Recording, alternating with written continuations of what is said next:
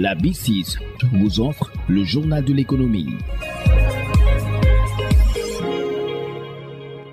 Bonjour et bienvenue. La disponibilité d'alevins de qualité, de géniteurs ainsi que de pro-producteurs de qualité et la disponibilité de l'aliment, telles sont les contraintes liées au développement de l'aquaculture. Pour les lever, les acteurs du projet de gestion des ressources naturelles au Sénégal ont paraphé des conventions de recherche avec les universités de Dakar, de Ziguinchor et Saint-Louis, ainsi que l'Agence nationale des statistiques et de la démographie. La cérémonie de démarrage de la mise en œuvre de ces conventions a eu lieu à la sphère ministérielle Ousmane Tanor Dieng de Diamniadio. Le coordinateur du projet de gestion des ressources naturelles au Sénégal, Pape Namsa Keïta, s'en explique au micro de Denisia Sambou. Inviter les universités qui sont en charge de la recherche ainsi que le centre de recherche océanographique de Dakar-Thiaroye pour lancer les conventions que nous avons eu à signer avec donc des structures de recherche et de planification. Et l'objectif, c'est que nous avons au niveau du projet de gestion des ressources naturelles la composante 2 qui est dédiée au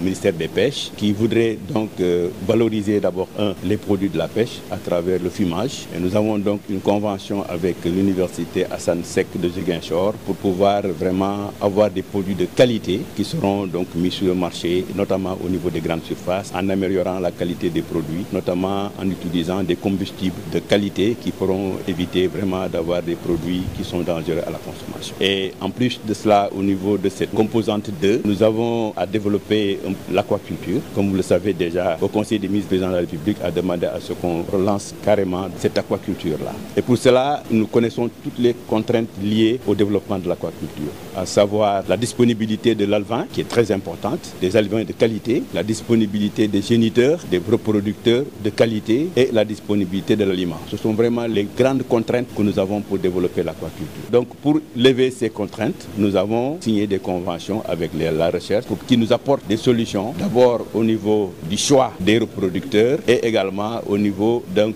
de la production d'alevins de qualité, ainsi que la production d'aliments. Vous savez, présentement, nous importons l'aliment et ça coûte trop cher aux aquaculteurs. Une fois que nous aurons de l'aliment produit in situ avec de la matière première in situ, nous pourrons peut-être baisser le coût de cet aliment et avoir une production de qualité au niveau de l'aquaculture. Donc avec les universités, nous allons chercher à voir quelles sont les zones propices au développement de l'aquaculture marine. C'était le coordinateur du projet de gestion des ressources naturelles au Sénégal, Pape Namsa Keïta. Son est tout. Merci de votre fidélité.